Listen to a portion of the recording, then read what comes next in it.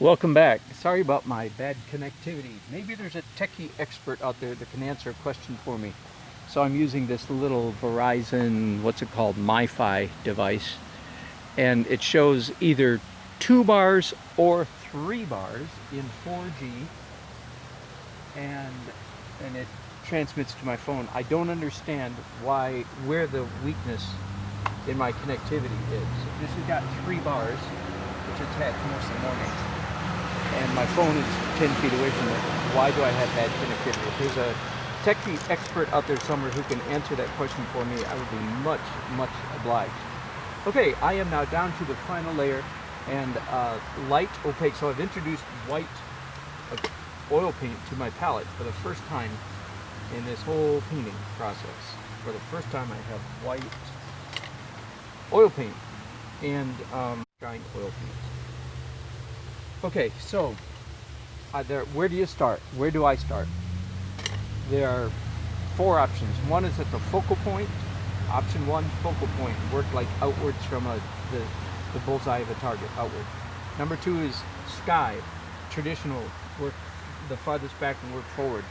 Number 3 is start with the lightest, brightest, whitest thing, and then go dark to mid. The 4th alternative is start somewhere in mid-tones, and I start at a different place virtually every time.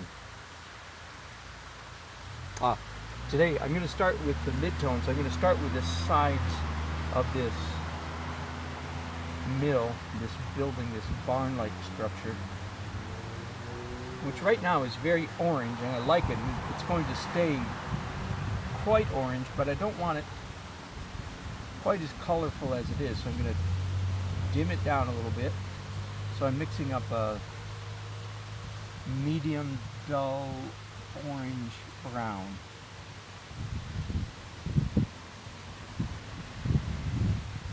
In other words, of my 4 options,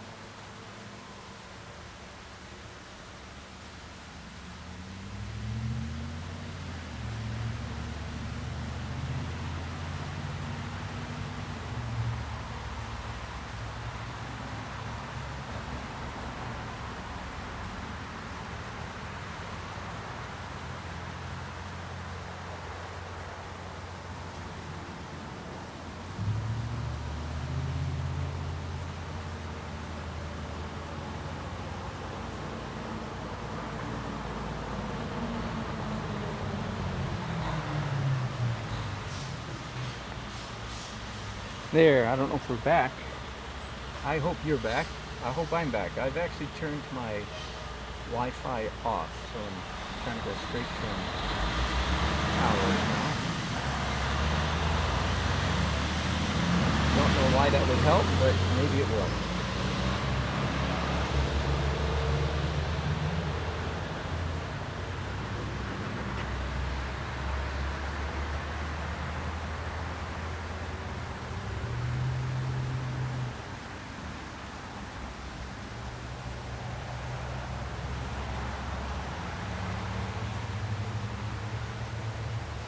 So in the world of opaque painting, here's the way it works. You can always come back with a lighter shade, preferably, ideally, a slightly lighter shade than what's already there. In the world of opaque paint, you must not come in with a opaque color that is darker than what's already there. And you can say to me, who says, why come? How do you know? Um, and I'm trying not to be a smart aleck, but most of the men and women who taught us these things have been dead for hundreds of years. But that's not why we don't do it because they taught us. We do it because what they did worked. All the great and ridiculously talented artists of the Renaissance, both the Northern Renaissance, Holland, the Netherlands, Belgium, and the Southern Renaissance. They showed us how to paint, and they were right. And these are laws that you learn by observation and practice.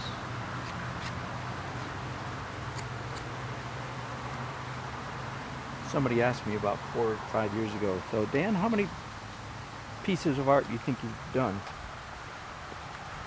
in your life? And I hadn't counted a few times, and I did a quick fresh count, said, I guess about 10,000. Then Malcolm Gladwell came up.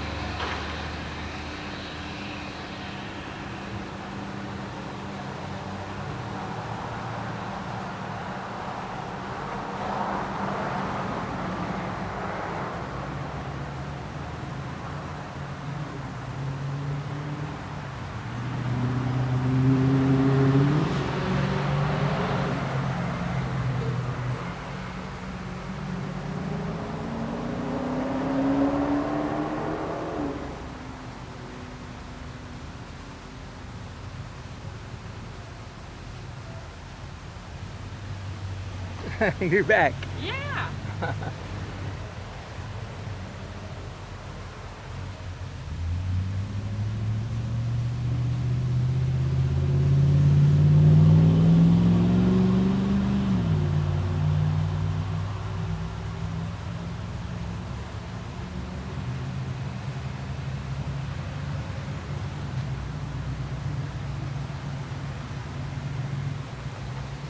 Have a good day. Thank you.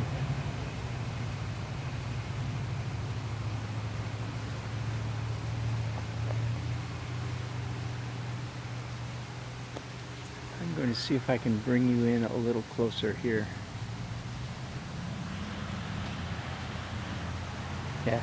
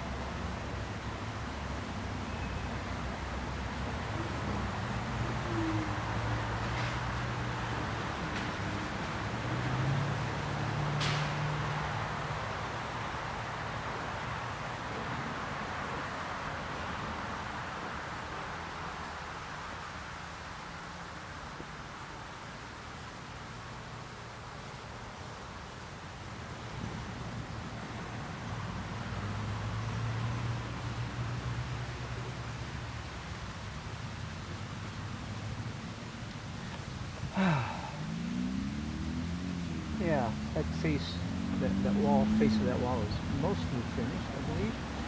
You can come back with a few lighter highlights. So I'm mixing up a color just slightly lighter than what's there. Am I on right now? It says I am. Okay, so because I've got a lot of the same color up here. We don't like to see, the viewers of paintings, we don't like to see this, that the artist mixed up a certain color and then proceeded to paint with just that color over a wide range of the canvas. We don't like to see that. Hard to say why. I don't know why. We just trust me, or don't trust me if you'd rather. You'd rather screw up, learn it the hard way.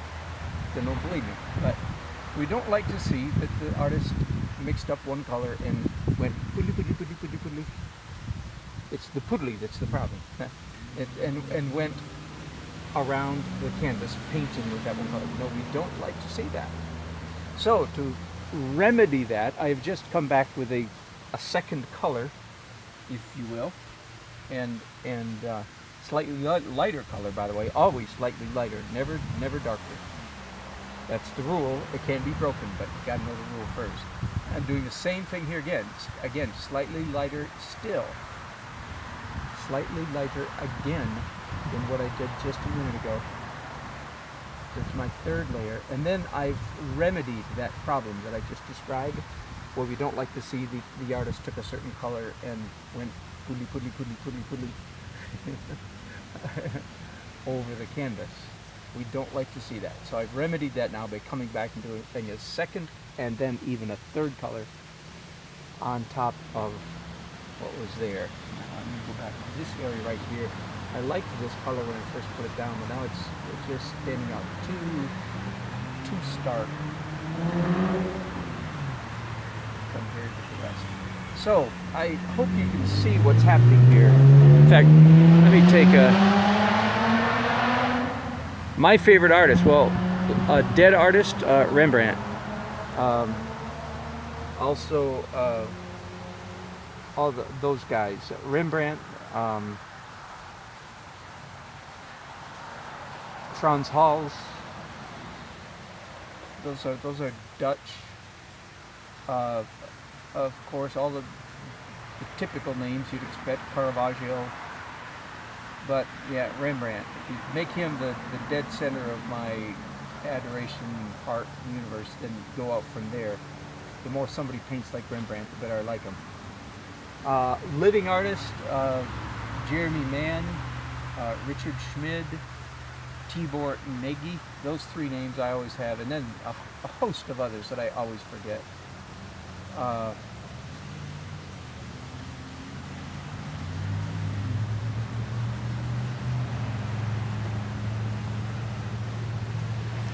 Okay, so I'm going to back up now.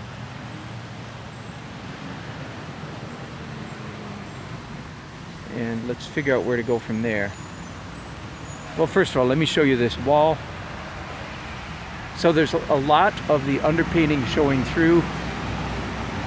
By the way, those windows, if you look at the building, they really are all offset. They're horizontal according to what floor they're on, but they're not vertical at all. And I've tried to indicate that here in my painting. There was something I saw on the viewfinder just then that I didn't like. I'm just gonna mess some stuff up. Some of my clapboard, that's the boards that go this way on a building. The lines between are just too stark. They're interrupted. They're too much. So I'm just fuzzing out some of those. Okay, even though it's rather boring, I'm gonna continue with the same process over here.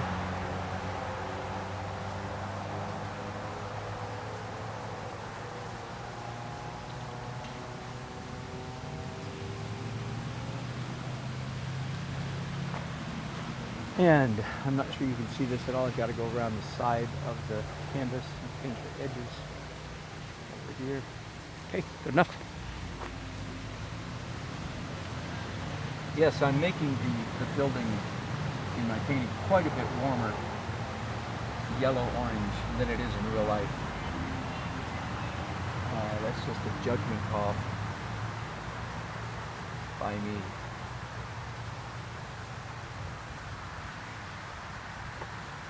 I've got to do the details on all these windows. But you know, okay, let me cheat a little bit. Right now I'm cheating the process, and I need to take a little break here in a minute. Theoretically, I'm in the final stage, final phase of my painting, right? Which is light, opaque highlights.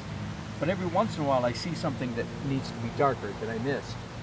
And so it's cheating, but it's got to be done. So I've mixed up some dark, transparent colors again.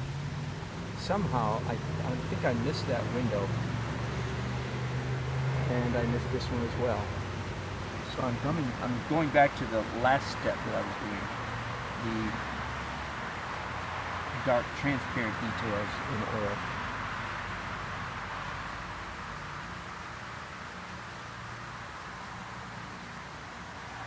And even a little more down here.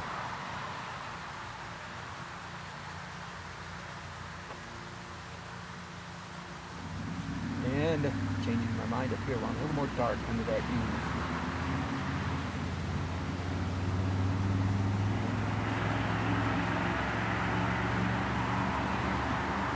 Okay, end of cheating, back to, no, not end of cheating. As soon as I say that, I look at this window up here and say, wait,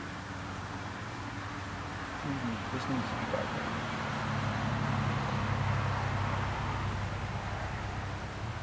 Okay, end of cheating, I think. Yeah, so I started this painting in the mid-tone range, or local color, even though I'm exaggerating the local color greatly compared to the reality. Right, can you still see the reality? Nope, you can't. Let me turn you around. So that's what it really looks like, very brown, and I've turned it into very orange, although it's if your monitor is anything like mine, my monitor is exaggerating this color significantly. So who knows if you're seeing it accurately? Nobody will know.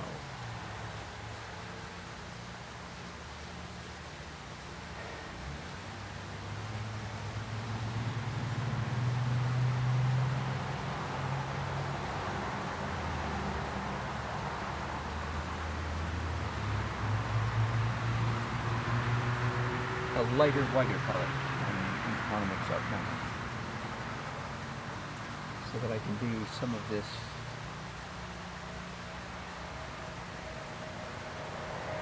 lumber construction stuff down here.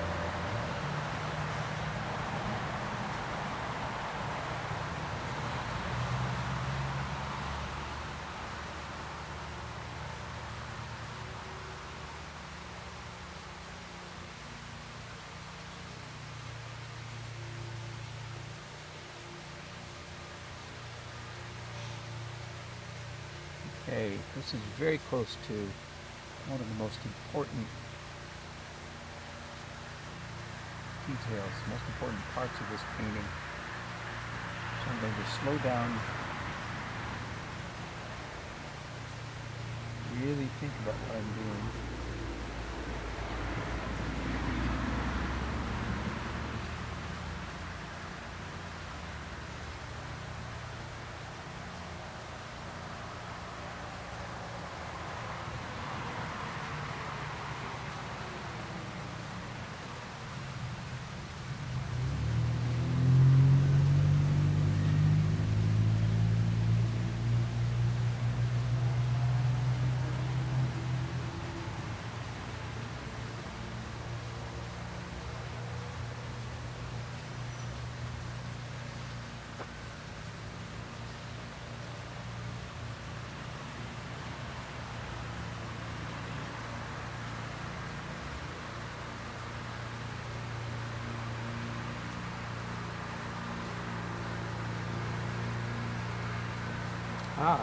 Cheat again. Going to cheat yet again. The spokes on this wagon wheel The spokes on this mill wheel I have made too fat. So I'm going to mix up some dark stuff and skinny them up a little bit. It'll look more like this mill if these are more accurate.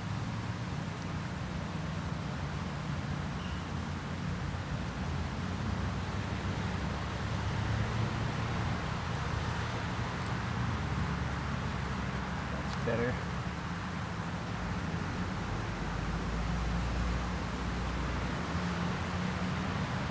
And this one, yeah, just a little bit.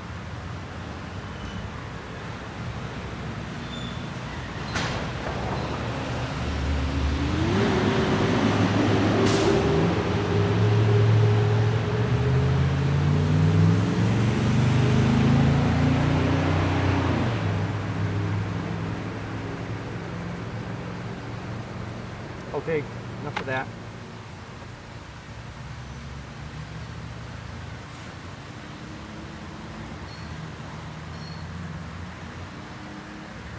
A little bit of scratching, rough things up a bit. Okay, this is a good time for a break. Let me pause there. I'll paint a little bit and then bring you back in a few minutes. Thanks for watching.